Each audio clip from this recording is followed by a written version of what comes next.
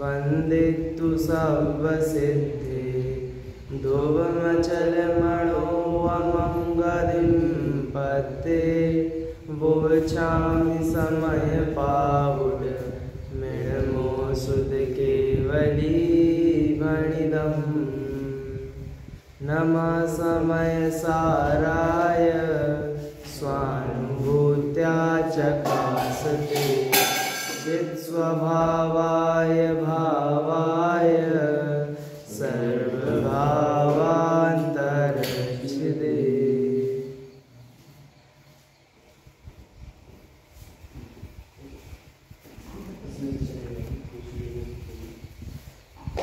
समय सार ग्रंथादिराज आचार्य कुंद देव रचित है।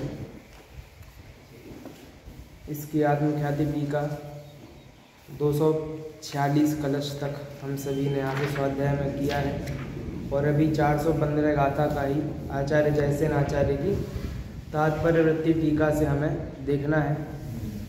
परसों जो हमारी चर्चा हुई थी वह यह हुई थी कि विज्ञान अद्वैतवादी और वेदांती कौन कौन से दो थे, विज्ञान अद्वैतवादी और वेदांती। इन दोनों 724 724 आत्मा को ज्ञान मात्र सिद्ध कर रहे हैं क्योंकि आगे स्यादवाद अधिकार आने वाला है। उसमें आत्मा को ज्ञान मात्र होते हुए भी अनंत धर्मात्मक बताया गया है। ये सिद्ध करने वाले हैं क्योंकि समय सार को पढ़कर एकांती होने की गुंजाइश रहती है कि आत्मा तो कैसा है, मात्र शुद्ध ही है ना। तो शुद्ध है तो पर्याय में शुद्ध मान लेते हैं, ये होने की गुंजाइश रहती है। इसलिए आचार्य देव दोनों बताना चाहते हैं कि आत्मा तत्वी है, अतत्वी है, एक भी है, अनेक भी है। तो अनेक कैसे होगा, गुणों से होगा, पर्यायों से होगा, तो केवल शुद्धि कैसे आ पाएगी। इसलिए ज्ञान मात्र होते हुए भी अनंत धर्मात्मक है, ऐसी बात है। तो इसलिए यहाँ अन्य मत जो है, मत से तात्पर्य कोई कास्ट वाली बात नहीं है। मत यानी होता बुद्धि, वैसे मत है। तो मुंडे मुंडे मतिर्भिन्ना कुंडे कुंडे नवम पया। जिस प्रकार हर नए नए कुंड में जाकर नया नया पानी आता है, उसी प्रकार हर नई बुद्धि पर क्या आ जाता है, एक नया मत खड़ा हो जाता है। दो विद्वान एक ही कास्ट के हैं, एक ही धर्म के हैं और उस कास्ट के अंदर भी एक ही संप्रदाय के होकर भी किन्हीं किन्हीं बातों पर अनेक मत देखे जाते हैं। वे मत तो ऐसे हैं जो दोनों ने बोले वचनों से तो अलग अलग भाषित हुए, तो ऐसा हो गया कि इनका ये मत है, इनका ये मत है। और जो बातें उन दोनों ने आपस में शेयर नहीं की, उनके तो कितने मत अलग अलग हो सकते हैं, अंदर में हो सकते हैं ना। तो व्यक्त करने की बात अलग है, जो व्यक्त होते हैं वो ख्याल में आते हैं। ऐसे ही जो प्रसिद्ध है विज्ञान अद्वैतवादी और वेदांती। विज्ञान अद्वैतवादी के बारे में क्या बताया था, नाम से क्या बताया था, जो विज्ञान को ही सब कुछ मानते हैं। नहीं, ऐसा निश्चय वाली बात नहीं है यहाँ पे। ये लोग क्या मानते हैं, जो दिख रहा है वो ज्ञान है, ऐसा मानते हैं। यानी क्या निश्चय व्यवहार है ही नहीं। क्यों? क्योंकि निश्चय व्यवहार कहाँ होंगे, जहाँ नए होंगे, स्यादवाद होंगे। निश्चय भी नहीं है, निश्चयाभास कह सकते हैं। तो जो हम, और वास्तव में निश्चय भी नहीं है। यदि जैनों में इसे निश्चय कहते तो हम आपकी बात रख भी लेते। कैसी कि जैनों में निश्चय बोलते हैं, वही मान्यता बसे रखे हैं, व्यवहार को छोड़ दिया तो निश्चयाभासी। वैसी बात भी नहीं है। ये तो क्या मान रहे हैं, जो दिख रहा है वो ज्ञान है। कम से कम निश्चयाभासी ये तो मानता है कि ये पुद्गल है और ये जीव है। वो पुद्गल की सत्ता नहीं मानते। कौन? विज्ञान अद्वैतवादी। जो दिख रहा है वह ज्ञान है, इतनी बात है इनकी शॉर्ट में। और वेदांतियों की क्या बात है, ये आप बोल सकते हो कि कदाचित निश्चय वाले ही हैं। क्यों? क्योंकि मैं तो कैसा हूँ, शुद्ध ही हूँ, ब्रह्म ही हूँ, बस वो माया पड़ी है तो वो इसको छोड़ देगा तो हो जाएगा। सांख्य भी इसमें आ सकते हैं, लेकिन वो ज्ञान वाली बात उनमें नहीं है। उनमें शुद्धि वाली बात है कि मैं तो कैसा, हम तो कैसे हैं, अकर्ता है। पुरुष को वो कैसा मानते हैं, पुरुष यानी जीव को कैसा मानते हैं, अकर्ता मानते हैं, कुछ करने वाले नहीं मानते। इतनी बात यहाँ आई थी। अब तात्पर्य वृत्ति टीका हमें देखनी है। इसको भी आप लोगों ने पढ़ तो लिया ही है। अब इसके जो मुख्य स्थल है उसी की चर्चा बस करनी है। देखिए, वही गाथा आचार्य अमृतचंद्र देव ने बोली, उसकी टीका बताई और आचार्य जयसेन आचार्य ने भी बताई। दोनों की शैली में क्या अंतर है? दोनों की शैली में ये अंतर है कि आचार्य जयसेन आचार्य, अमृतचंद्र आचार्य तो जो बात कहनी है वह कह देते हैं। अब आपको कनेक्ट करना है कि वो किस शब्द की व्याख्या करना है। गाथा में मान लो 10 शब्द है, तो किस शब्द की व्याख्या आचार्य अमृतचंद्र देव कर रहे हैं ये अपन को ही जोड़नी पड़ेगी। लेकिन जयसेन आचार्य ऐसा करते हैं कि गाथा को प्राकृत के जो शब्द हैं वो ही ले लेते हैं अपनी टीका में और फिर एक एक पर बोलते हैं, 2-3 एक साथ ले लेते हैं। और संपादन बहुत अच्छा है इस ग्रंथ का कि उसको हाईलाइट भी कर देते हैं, बोल्ड जो कर दिया है वह बहुत अच्छा है, तो उसको ही सीधा देखते हैं। और आचार्य जयसेन आचार्य स्थल स्थल पर कुंद कुंद आचार्य का नाम लेते रहते हैं। जैसे कि यहाँ पुनः ले रहे हैं कि श्री कुंद कुंद आचार्य देव समय सार ग्रंथ को समाप्त करते हुए फल दिखाते हैं। समय सार ग्रंथ को ऐसे करते हुए वो करते हैं, ऐसे करते हुए कई बार इनका नाम लेते हैं।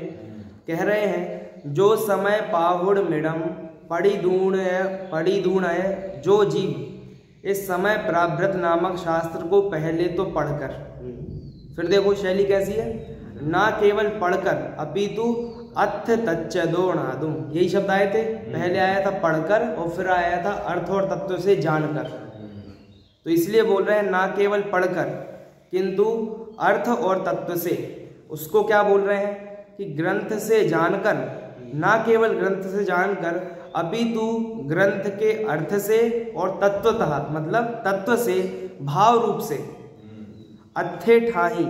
अभी अपन यहाँ पर रुकते हैं, तो यहाँ पर क्या बता रहे हैं, पढ़ने में और तत्व को समझने में भी अंतर है। एक तो स्थित होने में अंतर है, किस किस में, तत्व और अर्थ में। अर्थ में स्थित होना वो तो आत्मानुभूति जिसे हम कहते हैं, लेकिन पढ़ने में और तत्व को समझने में भी अंतर बताया। लिखा ना केवल पढ़कर अपितु अर्थ और तत्व से जानकर, तो पढ़ने में और तत्व से जानने में अंतर है। क्या अंतर है? कई बार ऐसा विचार आता है कि आत्मानुभूति के सामने स्वाध्याय भी कैसी क्रिया है, जो हम ग्रंथ खोलकर कर रहे हैं, ये बहिरंग क्रिया है, पुण्य क्रिया है, देहाश्रित क्रिया है।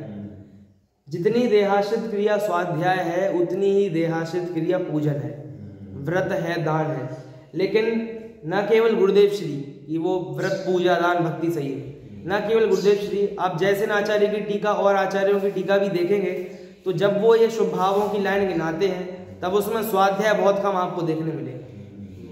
देख लीजिए कभी पुण्य पाप अधिकार आप पूरा देख सकते हैं, उसमें कई बार आया कि भाई तुम व्रत तप शील आदि को पुण्य का कारण मानते हो, मोक्ष का कारण मानते हो। वास्तव में वो कैसे हैं? पुण्य है, देहाश्रित होने से जड़ है, तो जड़ है, लेकिन उसमें स्वाध्याय का नाम नहीं देते हैं, लेकिन वास्तव और आदि लगाते हैं पीछे। तो फिर प्रवचनकार अपनी तरफ से बताते हैं कि आदि में क्या ले लेना, स्वाध्याय भी ले लेना, क्योंकि यहाँ संतुष्ट होने की बात नहीं है। लेकिन फिर भी आचार्य देव क्यों नहीं लिखते हैं? इसके 2 कारण समझ में आते हैं, आपको और आए तो आप बता सकते हैं। एक तो यह है कि स्वाध्याय ही वह क्रिया है जिससे हम ध्यान तक पहुंच सकते हैं, है ना। और पंचम काल के जीव के लिए आपको परसों भी एक बात बताई थी कि भाई स्वाध्याय ही कर लें तो ही बड़ी बात है। इसलिए तो स्वाध्याय को भी यदि पूजन के समान बता देंगे तो फिर उसका कोई लेवल नहीं रह जाएगा, क्योंकि भाव विशुद्धि भी चाहिए और बुद्धि विशुद्धि भी चाहिए, तब जाकर कोई जीव स्वाध्याय करने के लिए सक्षम हो पाता है। इतनी बात आती है। और दूसरी बात ये भी है कि स्वाध्याय जो क्रिया है, एक तो ध्यान मतलब ध्यान तक वही पहुंचा सकती है, और दूसरी बात यह लेंगे कि स्वाध्याय मतलब जैसे कोई जीव आया धर्म में लगा तो स्वाध्याय करने को बैठा, अब यदि उसे पहले ही बोल देंगे कि ये पूजन बराबर है, तो अब भी तो पूजन छोड़कर आया था, छोड़कर यानी बिल्कुल उसी में अपना सर्वस्व मानकर जो कर रहा था, उससे ऊपर उसने स्वाध्याय को कुछ गिना था। यदि एक ही स्तर पर रख देंगे तो फिर उसे उससे अरुचि हो सकती है। तो इसीलिए एक तो स्वाध्याय, और दूसरी बात क्या है कि आचार्य देव स्वाध्याय किसे कहते थे ये भी हमें देखना चाहिए। आचार्य देव गाथाओं को याद करना या जोर जोर से प्रवचन करना, इसको स्वाध्याय नहीं मानते थे। आचार्य देव स्वाध्याय किसे मानते थे?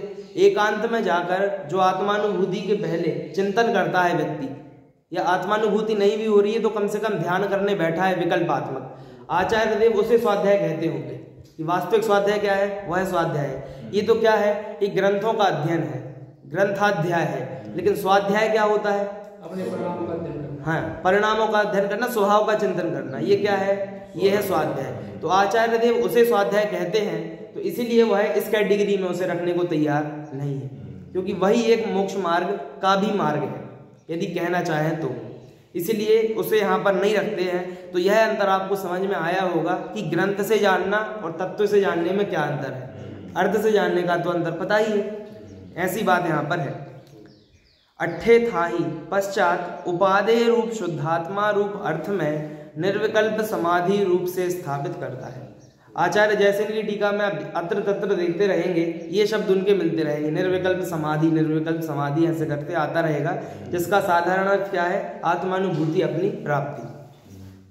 चेदा सो पावहि उत्तमम सोखम, वह आत्मा भविष्य काल में प्राप्त करता है। देखो एक सबसे पहले क्रिया बता देंगे, प्यार से व्यक्ति को समझ में आ जाए कि क्या बोल रहे हैं, धीरे धीरे बिल्कुल स्पष्ट उतर जाए कि भैया प्राप्त करता है। अब प्रश्न किया क्या प्राप्त करता है, तो बोल रहे हैं वीतराग सहज अपूर्व परम आह्लाद रूप आत्मा को प्राप्त करता है। तो मतलब वाक्य बहुत बड़े बड़े नहीं है, बहुत सरल है, ऐसे करके जैसे व्यक्ति को समझ में आ जाए वैसे करते हैं। फिर कोट कर रहे हैं, क्या कोट कर रहे हैं? जैसा कि सिद्ध भक्ति के निम्न पद्य में कहा है। अब यहाँ हिंदी में तो लिख दिया कि सिद्ध भक्ति में कहा है, लेकिन आप यदि ऊपर संस्कृत में देखेंगे तो यहाँ पर ऐसा नहीं लिखा कि सिद्ध भक्ति में कहा है।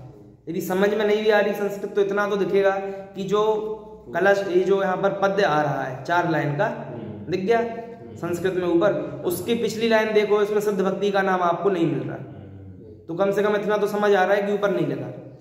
क्या होता है कि पूर्व के ग्रंथों में जो है पहले गाथाएं लगभग प्रायः याद होती थी, प्रचलित ग्रंथों की गाथा प्रायः याद होती थी। और यह जो पूजन आदि का क्रम आपको एक दिन बताया था कि पूजन कैसे चल पड़ी है, ये जो हमारी आज की पद्धति है पूजन की, यह एक सिस्टमैटिक हो गई है, लेकिन यही विदेश क्षेत्र में चलती हो ऐसा नहीं है।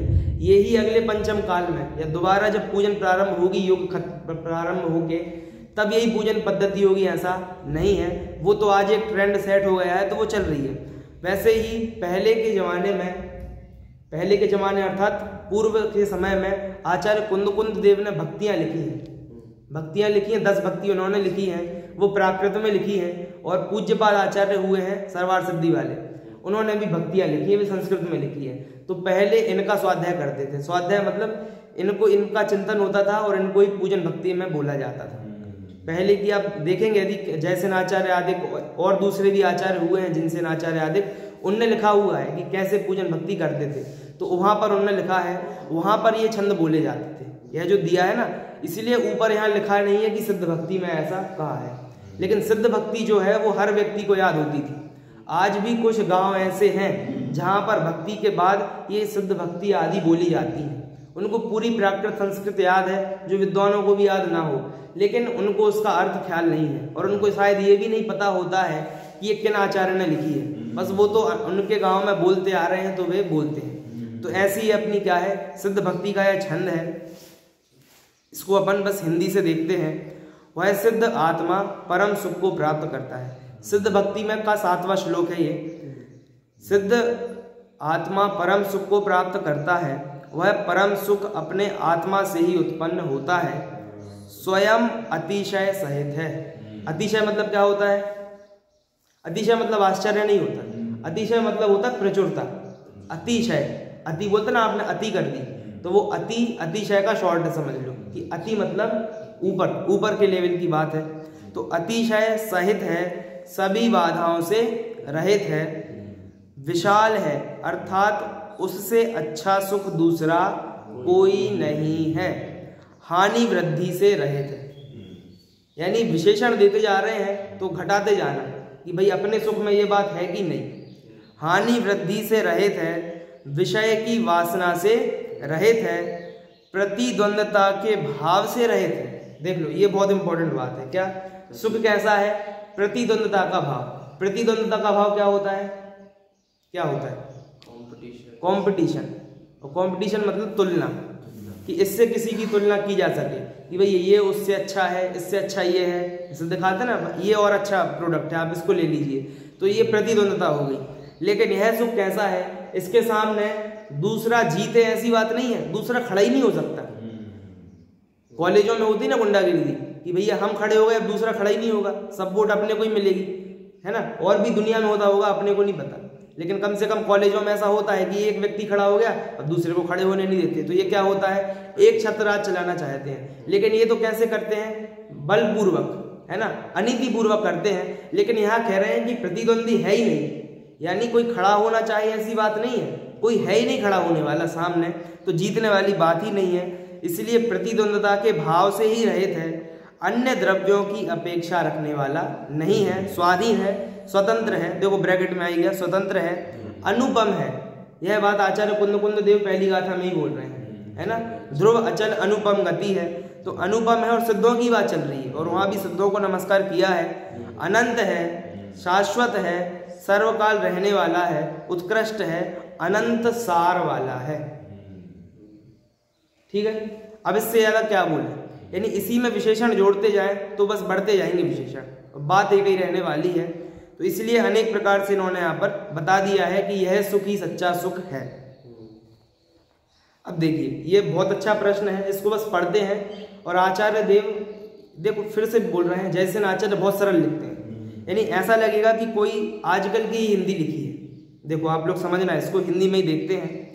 अब यहाँ शिष्य पूछता है कि हे भगवान, आपने निरंतर अतीन्द्रिय सुख की बात तो कही, लेकिन लोग उसको जानते नहीं है।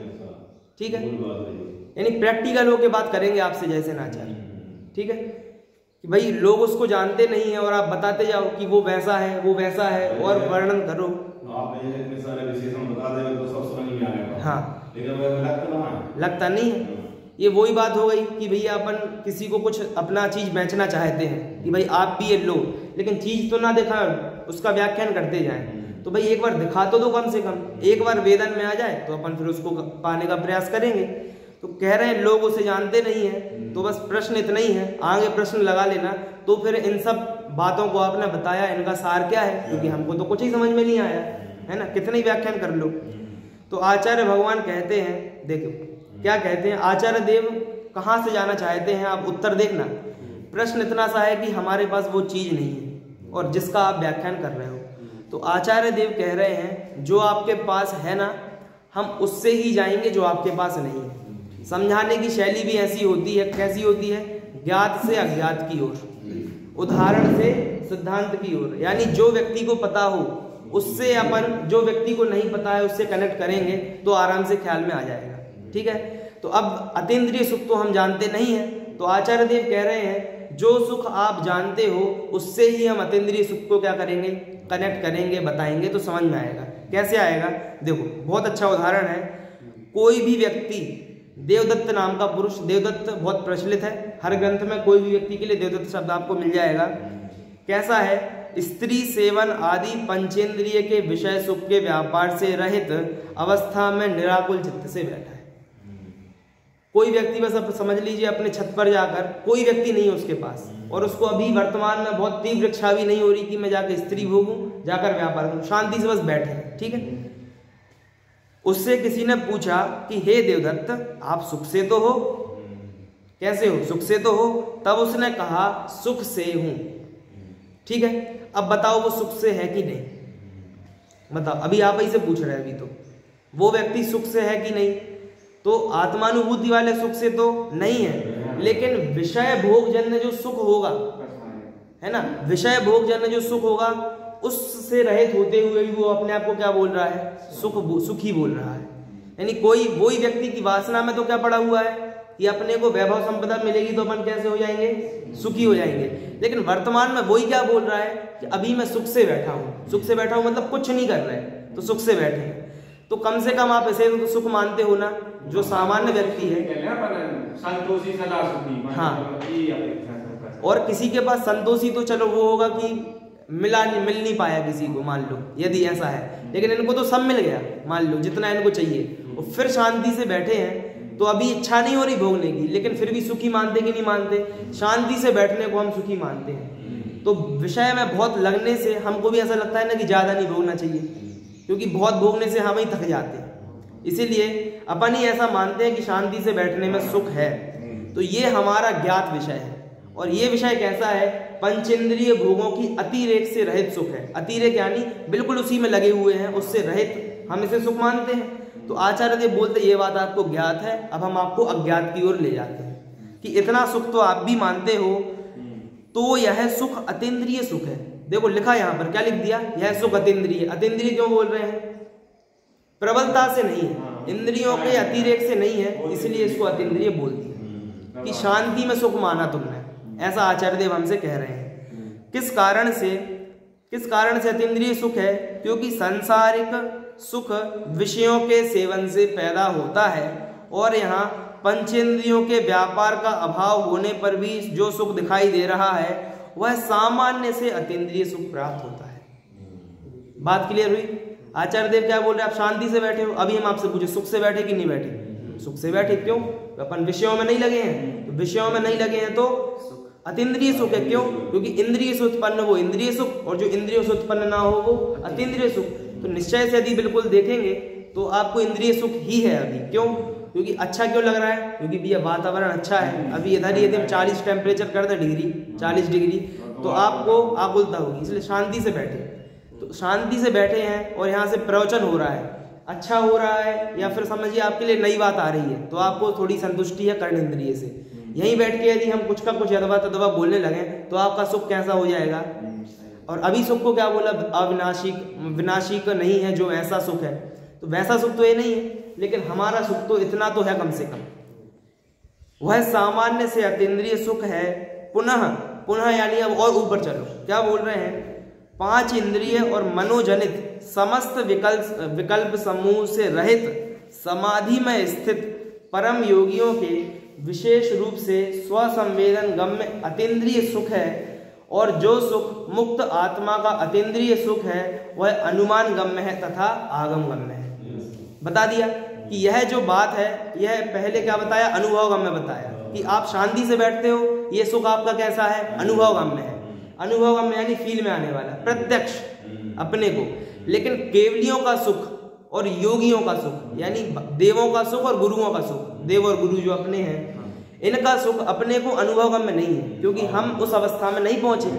तो यह कैसा है? आगम गम्य है और अनुमान गम्य है। आगम और अनुमान परोक्ष प्रमाण के भेद है।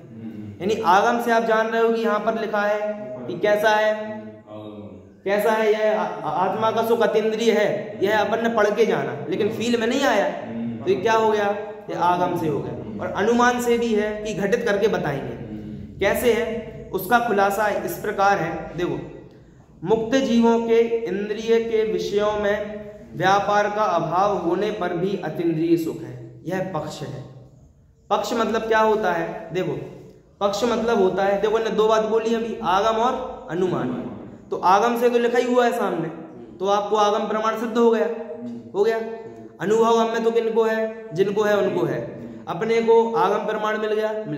अब अनुमान प्रमाण अपने को नहीं मिला, तो आचार्य देव इस आगम में ही अनुमान प्रमाण बता रहे हैं। आगम यानी जिनवाणी, तो जिनवाणी में ही अनुमान बता रहे हैं कि सिद्ध हमें यह करना है कि इंद्रियों के विषयों में व्यापार का अभाव करके, यानी इंद्रियों के विषयों में ना लगकर भी सुख हो सकता है। यह बात हमें सिद्ध करनी है। पक्ष है। पक्ष मतलब क्या होता है? भैया हमारा पक्ष तो ये है कि हम ऐसा कहना चाहते हैं आपसे, तो अपनी बात रखना, ये क्या होता है? पक्ष। तो कोई पूछेगा आप अपनी बात रख रहे हो तो इसके पीछे आपका ठोस प्रमाण क्या है, हेतु क्या है आपका?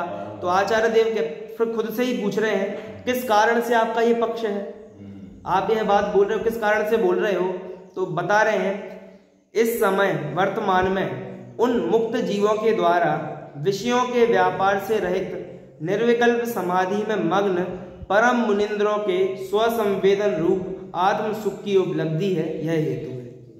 हेतु क्या दे रहे हैं कि आपको यह सिद्ध करना है हमें कि केवली भगवानों के सुख होता है। कैसा सुख होता है? अतीन्द्रिय सुख होता है। तो अनुमान ये दे रहे हैं तब की बात है जब आत्मानुभूति, यानी कहना चाहिए कि वास्तव में भावलिंगी संत प्रत्यक्ष दिख जाते थे, ऐसे उस समय की बात है। तो वे बोल रहे हैं कि आप अपनी आंख खोल कर देखो। क्या खोल कर देखो? कि आपके सामने जो मुनिराज बैठे हैं इनको स्वसंवेदन सुख हो रहा है कि नहीं हो रहा है? जब इनको हो रहा है तो यह तो क्या है? यह एक बीज है और वट वृक्ष तो आने वाला है। तो इसीलिए जब बीज में वो शक्ति है तो वट वृक्ष में क्यों नहीं होगी? वट वृक्ष में तो शक्ति की और व्यक्ति होगी, आपको प्रत्यक्ष आंखों से ही दिखने लगेगा। इसीलिए यहाँ बोल रहे हैं कि जो परम मुनिंद्रों के स्वसंवेदन की उपलब्धि होती है, इससे ही हमें जाना जाता है कि केवलियों के भी जो हमें नहीं दिख रहे हैं, सिद्ध हैं, उनके परम सुख की उपलब्धि होती है। यह अनुमान से सिद्धि हो गई।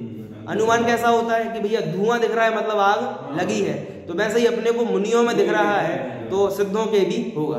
ये अनुमान से बताया। तो अनुमान सिद्ध हो गया और आगम सिद्ध तो है ही, पूरा का पूरा पीछे एक कलश लिख दिया उन्होंने, तो इसीलिए अनुमान सिद्ध है, आगम सिद्ध है। इतनी बात इसमें है। अब बस यहाँ पर यह टीका पूरी होती है और इसके बाद अब क्या रह गया इतने एक पेज में, तो एक पेज में वही रह गया है कि आचार्य अमृतचंद्र देव की टीका में तो ऐसा कुछ होता नहीं है, कैसा कि वो बताएं कि भाई 10 गाथाओं में ये बात की, 7 गाथाओं में ये बात की, ऐसी उनकी शैली नहीं है। लेकिन जैसे आचार्य ऐसा करते हैं तो अब अधिकार पूरा हो रहा है ना, तो अब वे बताएंगे कि इस प्रकार सर्वविशुद्ध अधिकार पूरा हुआ। इसकी भाई 96 गाथाएं थी, इसमें 10 गाथाओं में हमने ये देखा था, 7 गाथाओं में ये देखा था, ये वाली बात आने वाली है। तो इस प्रकार अपनी यह टीका पूरी होती है। अब आप लोग मोक्षमार्ग प्रकाशक में रहस्यपूर्ण चिट्ठी का स्वाध्याय तो किया होगा। रहस्यपूर्ण चिट्ठी में इसी विषय को अच्छे से बताया है। 1-2 ग्रंथ दिए भी थे आप लोग को, इसमें 3 ही थे, 2 नीचे हैं, एक मेरे पास है। देखिए रहस्यपूर्ण चिट्ठी पीछे पृष्ठ है 346 346।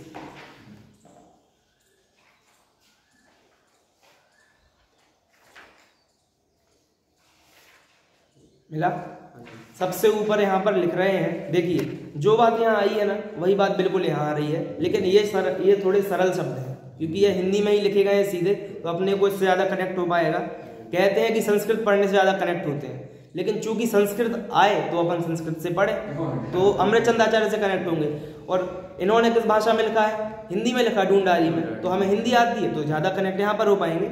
इसीलिए यहाँ पर तो आगम अनुमान आदि परोक्ष प्रमाण, परोक्ष ज्ञान से आत्मा का अनुभव होता है। रहस्यपूर्ण चिट्ठी का विषय क्या है कि अपने को भैया आत्मा प्रत्यक्ष नहीं हो रहा है, तो बोल रहे हैं कि स्वानुभव प्रत्यक्ष होगा, प्रदेश प्रत्यक्ष नहीं होगा।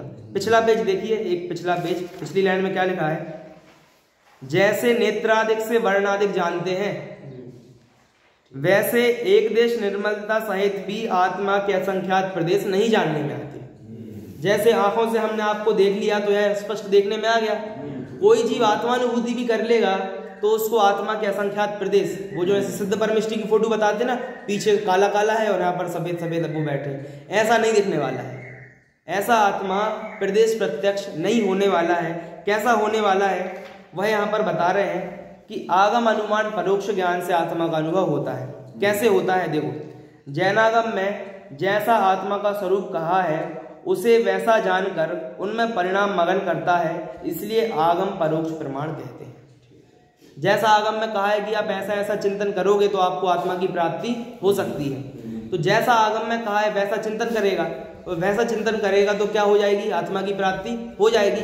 तो जैसा आगम में कहा वैसा हो गया। ये कौन सा प्रमाण से सिद्ध हो गया? आगम प्रमाण से, क्योंकि जो यहाँ लिखा वही मुझे वेदन में आया, इसलिए आगम प्रमाण सही हो गया। अब इसके बाद अथवा आत्मा मैं ही हूँ, मैं ही आत्मा हूँ क्योंकि मुझ में ज्ञान है। क्या बोला? मैं आत्मा हूँ क्योंकि मुझ में ज्ञान है। तो मैं आत्मा हूँ ये हो गया पक्ष, ये बात हमें सिद्ध करनी है, और क्योंकि मुझ में ज्ञान है क्या हो गया हमारा? हेतु। हेतु यानी अभी जो बताया था कि मैं यह बात बोल रहा हूँ, इसका आधार क्या है मेरे पास? वह हेतु होता है। फिर यहाँ पर बोल रहे हैं जहां जहां ज्ञान होता है वहां वहां आत्मा होता है। यही तो अनुमान है ना, आपको बताया था अभी जहां जहां ज्ञान वहां वहां आत्मा, और जहां जहां आत्मा वहां वहां ज्ञान। ये व्याप्ति कैसी है? दोनों तरफ से घटित होती है, लेकिन वो अग्नि धुएं वाली व्याप्ति ऐसी घटित नहीं होती। द्रव्यलिंगी भावलिंगी वाली व्याप्ति है वो भी घटित नहीं होती। क्यों? क्योंकि जहां जहां भावलिंग वहां वहां द्रव्यलिंग सही है, लेकिन जहां जहां द्रव्यलिंग वहां वहां भावलिंग ऐसा नहीं होता। तो आत्मा के संबंध में यह अनुमान क्या है कि जहां जहां ज्ञान वहां वहां आत्मा। जैसे सिद्धाधिक हैं, तो जहां जहां आत्मा नहीं है वहां वहां ज्ञान भी नहीं है, जैसे मृतक कलेवर। ऐसी बात यहाँ बोली। इस प्रकार अनुमान के द्वारा वस्तु का निश्चय करके उसमें परिणाम मगन करता है, इसलिए अनुमान परोक्ष प्रमाण कहा जाता है। देख लो, जैसे आचार्य ने भी कर दिया आगम और अनुमान से, और टोडरमल जी ने और अच्छे से विस्तार से कर दिया उसको। और आगे क्या बोल रहे हैं? अथवा आगम अनुमान आदि द्वारा जो वस्तु जानने में आई। आगम से पढ़ लिया, अनुमान भी हमने लगा लिया। देखो बात तो सही है कि अपने को ज्ञान है मतलब अपन आत्मा है। जानने में आई, उसी को याद कर लिया। भाई प्रवचन कर रहे हैं, बोल रहे हैं तो याद करके बोल रहे हैं, तो उसको याद कर लिया और उसमें परिणाम मगन करता है। क्यों? क्योंकि जब तक थोड़ा बहुत 2-3 शब्द याद नहीं होंगे तो विचार क्या करेगा? भगवान के सामने आप लोग जब दर्शन करते होंगे तब यदि आप लोग कोई स्तुति बोलते होंगे तो आपका उपयोग विशेष लगता होगा, लेकिन बस आप भगवान को देख रहे हैं और यदि स्तुति आदि कोई मन में पाठ नहीं करेंगे तो अपना उपयोग कहाँ चला जाए अपने को नहीं पता। भगवान के सामने खड़े हैं और उपयोग कहाँ चला गया ख्याल में नहीं आ पाता है। तो इसलिए याद होगा तो उसको दोहरा पाएंगे और दोहराएंगे तो परिणाम की मगनता विशेष होगी। इसलिए बोल रहे हैं कि जो आगम से पढ़ा, जो अनुमान से अपन ने लगा लगा कर देखा, उसको याद रख लिया और उसमें परिणाम मगन करता है, यह स्मृति प्रमाण है। 5 प्रकार के प्रमाण होते हैं परोक्ष के, उसमें एक आगम हो गया, एक अनुमान हो गया, एक स्मृति हो गया। 3 प्रमाण यहाँ पर घटाकर बता दिए और फिर लिख दिया इत्यादि प्रकार से स्वानुभव में परोक्ष प्रमाण द्वारा ही आत्मा का जानना होता है। आत्मानुभूति भी करेगा तो कैसे प्रमाण से हो पाएगी? परोक्ष से हो पाएगी। होगा तो स्वानुभव प्रत्यक्ष, लेकिन फिर जब कोई पूछे भाई कैसा हुआ तो कोई वैसा ही हुआ था जैसा ग्रंथ में लिखा, आगम प्रमाण हो गया। कैसा हुआ कि जहां जहां ज्ञान होता है वहां वहां आत्मा होता है। तो मुझे ज्ञान हुआ था, मैं वहां आत्मा था केवल मात्र, मेरा गए तो मैं क्या हो गया, ये अनुमान प्रमाण से हो गया। फिर जब मैं कर रहा था तब मैं चिंतन कर रहा था। चिंतन कहाँ से कर रहा था? मेरे अंदर वो शब्द थे, अपन उसको निकाल के अपने उपयोग में ला रहे थे। लब्धि में थे तो उपयोग में ला रहे थे अपन निकाल के। तो ये क्या हो गया? स्मृति प्रमाण से हो गया। इस प्रकार से स्मृति कही जाती है। इत्यादि प्रकार से अनुभव स्वानुभव में परोक्ष प्रमाण द्वारा ही आत्मा का जानना होता है। फिर अंतिम पंक्ति, पहले वहां जानना होता है, पश्चात जो स्वरूप में जाना उसी में परिणाम मग्न होते हैं। परिणाम मग्न होने पर कुछ विशेष जानपना होता नहीं है। क्या बोला? परिणाम मग्न होने पर कुछ भी विशेष जानपना नहीं होता, यानी कोई आत्मानुभूति में चला गया। अब उसे समय सार की 5 गाथा याद थी तो उससे 6 गाथा याद हो जाएंगी क्या? बताओ, हो जाएंगी क्या? कुछ विशेष जानपना नहीं होता। उसको जितना स्मृति थी उतनी स्मृति रहेगी। उसको 2-3 अनुमान आते थे कि जहां जहां आत्मा वहां वहां ज्ञान, जहां जहां असिद्ध वहां वहां सुख, ऐसी उसको 2-3 व्याप्ति आती थी, 2-3 अनुमान आते थे। आत्मानुभूति हो गई, बोलो कितने अनुमान ज्यादा सीख गया? नहीं सीख गया और ज्यादा, ऐसी बात है। जितने उसने आगम पढ़ रखे थे, मान लो समय सार प्रवचन सार पढ़ रखा था तो क्या तत्वार सूत्र का ज्ञान हो जाएगा? जितना था उतना होगा, कुछ विशेष जानपना नहीं होगा। बस एक ही बात जान पाने में होगी कि हमें आत्मानुभव हो गया है, मुझे सुख की प्राप्ति हो गई है, बस इतना सा जानपना हो जाएगा। तो वो कोई इन्फॉर्मेशन नहीं है, वो तो अनुभव है। अनुभव होता है, वह जानकारी नहीं होती है। तो परिणाम मगन होने पर कुछ विशेष जानपना नहीं होता है। तो इस प्रकार टोडरमल जी ने रहस्यपूर्ण चिट्ठी में घटित करके बताया। और वही बात अभी हमने देखी यहाँ पर कि अनुमान से, आगम से, और टोडरमल जी ने एक स्मृति भी लगा दी। 2 प्रमाण और होते हैं, कौन कौन से? एक तर्क प्रमाण होता है, तो तर्क का प्रयोग करना ही आगम कहलाता है। तो बुद्धि में तर्क को याद करना वो होता है तर्क, और उसे लगा कर देखना वो क्या होता है? अनुमान। बात क्लियर हुई? क्या बोला? जो बात अपने को याद है, क्या याद है? कि जहां जहां ज्ञान वहां वहां आत्मा, इतनी बात जो याद है ये क्या होता है? तर्क। और प्रयोग करके देखना कि भैया इस व्यक्ति में तो क्या है? जानना हो रहा है, मतलब ज्ञान है, तो ये क्या है? ये आत्मा है। ये क्या हो गया? ये अनुमान प्रयोग हो गया। और एक होता है प्रत्यभिज्ञान। प्रत्यभिज्ञान क्या होता है? ये तो वही चीज है, आगम में पढ़ा अपन ने, फिर वेदन किया, तो जब आत्मानुभव कर रहे तब तो नहीं होगा। आत्मानुभव के बाहर आकर फिर देखेंगे कि जो मुझे वेदन हुआ वो आचार्य कुंद देव ने लिखा था, तो वो जो वहां था वो यहाँ है। तो ये वो वहां था यहाँ एक कनेक्ट करते हैं ना, इसे बोलते प्रत्यभिज्ञान। तो इसलिए सभी प्रकार के प्रमाणों से आत्मा की सिद्धि होती है। तो अब आचार्य देव कह रहे हैं कि जब सभी प्रमाणों से सिद्ध कर दिया, कोई प्रमाण बाकी नहीं है, तो फिर अब हम क्यों अन्य जगह बुद्धि अपनी लगा रहे हैं, है ना? क्योंकि भाई व्यक्ति को चाहिए कि हमें तो नहीं आ रहा। प्रश्न क्या था?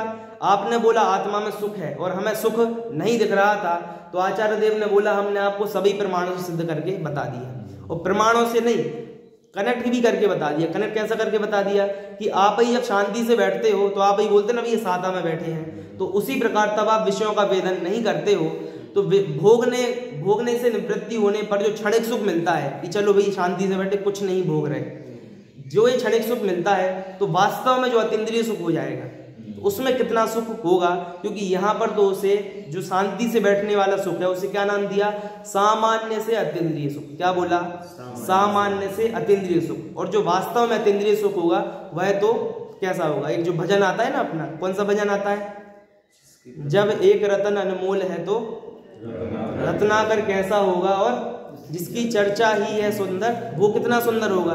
तो ये जितनी भी चर्चा हो सकती है वह सब इन प्रमाणों में ही हो सकती है, परोक्ष प्रमाण में। और जिसकी चर्चा इतनी सुंदर है, जिसकी चर्चा अतीन्द्रिय सुख को बताने वाली है, वह सुख ही कैसा होगा, वह बात यहाँ पर अंदाजे करने वाली है।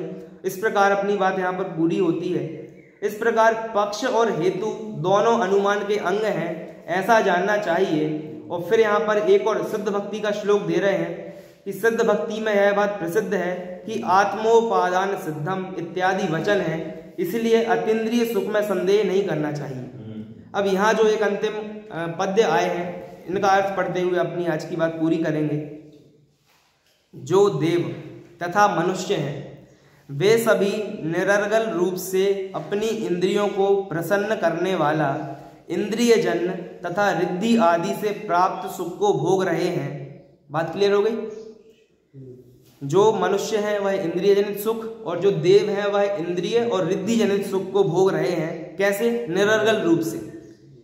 और पहले भूतकाल में देव और मनुष्यों ने महर्धिक सुख को भोगा है, भूतकाल में ही भोगा है, पिछले भवों में। तथा रिद्धि आदि से प्राप्त सुख को भोग रहे हैं, ये वर्तमान की बात हो गई। आगे भविष्य काल में होने वाले देव और मनुष्य इंद्रिय जन्य स्वादिष्ट और मनोरंजक सुख को भोगेंगे। उस समस्त सुख से भी अनंत गुना और अपने स्वभाव से उत्पन्न होने वाला अतीन्द्रिय सुख परमेश्वर सिद्ध भगवान एक समय में यानी वर्तमान काल में भोगते हैं। यानी बोला कि आपके अनंत जीवों के अनंत भूतकाल, उससे अनंत भविष्य काल और उससे भी अनंत गुना सब जीवों का मिलाकर देखें, उतना सुख कौन भोग रहे हैं? सिद्ध भगवान एक समय में। अब यहाँ पर बस अंतिम बात इतनी है कि भैया बोलते हैं कि ये हमें ऐसा नहीं बोलना चाहिए। कैसा नहीं बोलना चाहिए? कि स्वर्ग से अनंत गुना सुख कहाँ पर है? मोक्ष में। क्यों नहीं बोलना चाहिए? स्वर्ग में कितना सुख है? 0 सुख है। 0 में कितनी मल्टीप्लाई करो गुणा, 0 गुणा 10 कितना आएगा? 100। 0 सब 0 आने वाला है, तो अनंत भी क्या आएगा? 0। तो यहाँ पर जयसेन आचार्य ऐसा क्यों बोल रहे हैं? यहाँ पर जो उन्होंने कोट किया क्यों किया, आप लोग विचार कर सकते हैं क्या? हाँ, ये बात ठीक है।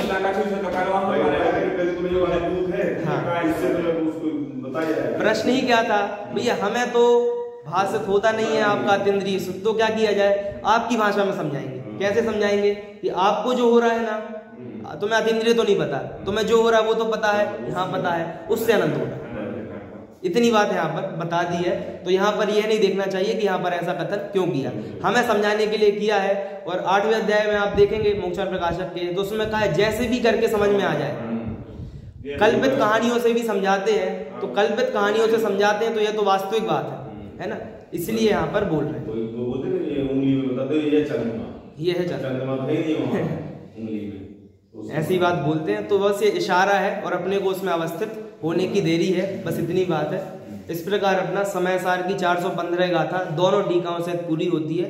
और कल से अमृतचंद आचार्य देव ने जो परिशिष्ट लिखा है, कुछ विशेष कहते हैं परिशिष्ट, उसकी चर्चा करेंगे, जिसका प्रतिपाद्य विषय क्या बताया था? स्यादवाद अधिकार नाम है उसका। और स्यादवाद अधिकार में भी क्या बताएंगे? कि आत्मा भले ही हमने ज्ञान मात्र बोला, लेकिन फिर भी अनंत धर्मात्मक है। और भले ही अनंत धर्मात्मक बोला, फिर भी वेदन में तो क्या आएगा? ज्ञान मात्र ही आने वाला है। इतनी चर्चा अभी वही कर ले पीछे। हाँ, वो पाठ ही। अलमल मति जल पै दुर्विकल पै रनल पै रयमीय परमार्थश्चेत्यतां नित्यमेका स्वरस विसर पूर्ण ज्ञान विस्फूर्ति मात्रा न खलु समय सारात् उत्तरं किंचिदस्ति।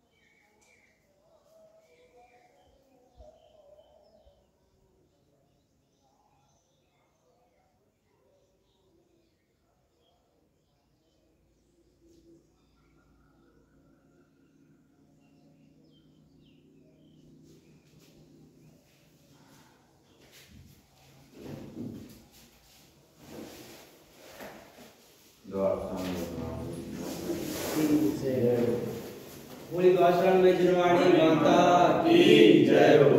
महान जैन धर्म की जय हो।